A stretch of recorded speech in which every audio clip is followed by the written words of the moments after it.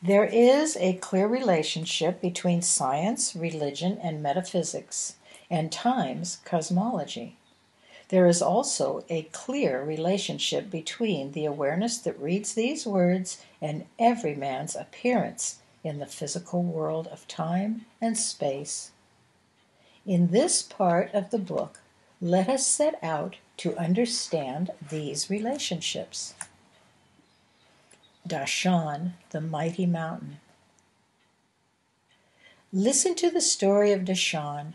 Out of the flat plains of Kwangse Province rises the mythical mountain Shan, tall and majestic, reaching up through the clouds, its peak enshrouded in a different light, powerful and penetrating, for which the ordinary light of the slopes below is a limited and finite copy.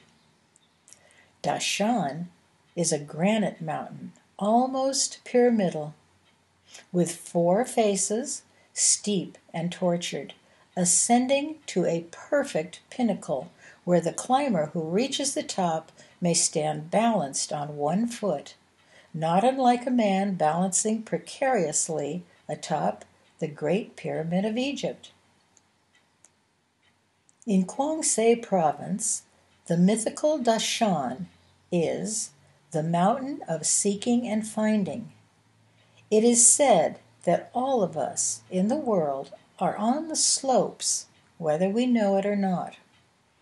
Han, the old sage of Kwangse, says the purpose of the human experience is to reach Shan's peak, thence to find one's original and final home that transcends time.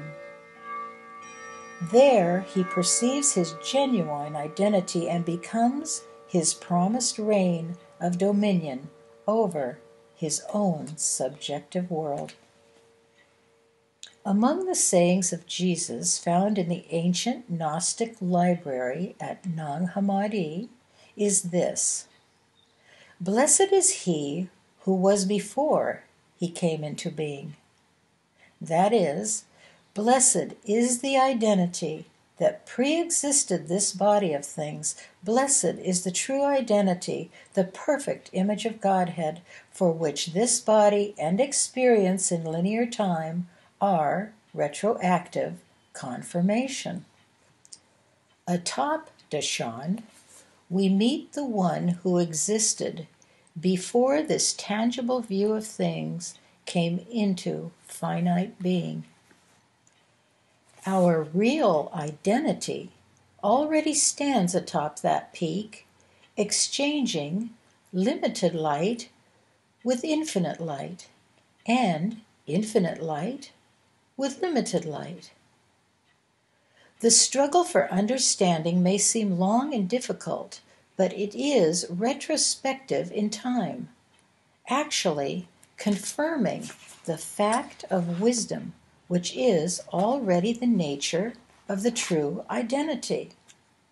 This knowledge understood permits our daily living here in the world, the ascent of Shan, to happen smoothly and rapidly, as it was ordained as a birthright for every man who searches for the truth.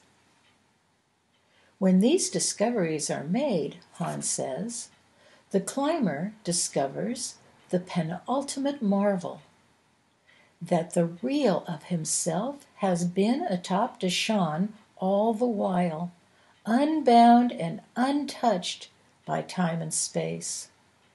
Yes, Han says, one finds he has always stood above Shan's tangibility, the whole world under his foot.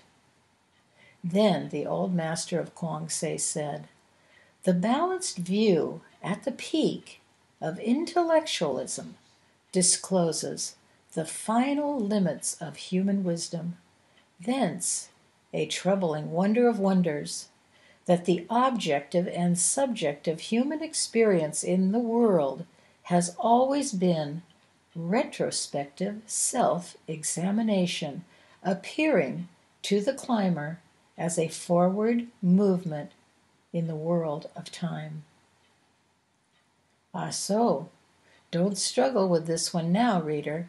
We will proceed to examine this deepest of mysteries because it has to do with matter, time, and space, a mystery you and I and human science will solve momentarily.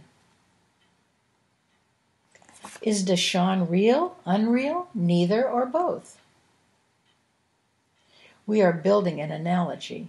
Its purpose is to enable us to understand the simplicity of religion and metaphysics and their place in pure science. The mythical mountain Shan faces all directions. The mountain is not separate from the earth. So, when we speak of Shan, we are talking about matter, the world's tangibility. In this sense, the top of Shan is the top of the physical world and represents the place in time and space where the intangible becomes tangible and where the tangible reverts to intangibility. Is there such a place in reality? Of course there is. There is a point at which something flows from nothing. There is a time and time when time began and matter exploded into form, even as there is a time and time when the purpose of time will be understood and perhaps no longer exist. In one view, that approaching time appears confirmed and seems inevitable as each individual's physical demise. The leading edge of the intellectual world isn't far from that comprehension now, before death. There are those in the world who already understand the nature of and temporal need for time, space, and tangibility. Human life. Myriad forms of life appear to live on the mythical mountain. People are walking on the face of Shan, going uphill or downhill to one degree or another, or in circles, getting nowhere at all. Those of us who do nothing to discern truth, most of us are doing nothing, sink more deeply into the density and darkness of Shan. On the human scale of things, we enter the tangible scene of time and space somewhere on the mountain and leave it physically somewhere else, hopefully nearer the top. There are those like the Buddhists who say we leave the mountain when we've reached its uppermost limit and have done what we are here to do. Then, in total nothingness of husk self, it is said we become the understanding self of something to do God's bidding. That work is the real work, which has barely begun in time. Shan, the world, mythical or not, is finite. Our search for the truth begins in time and ends in time. Like sand pouring through an hourglass, the sands of time begin and end.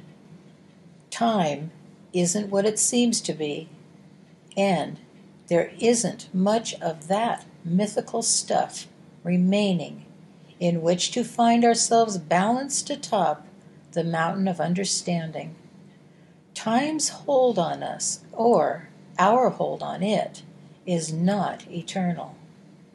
The tangible tree of life, as it appears in the world, is not eternal either.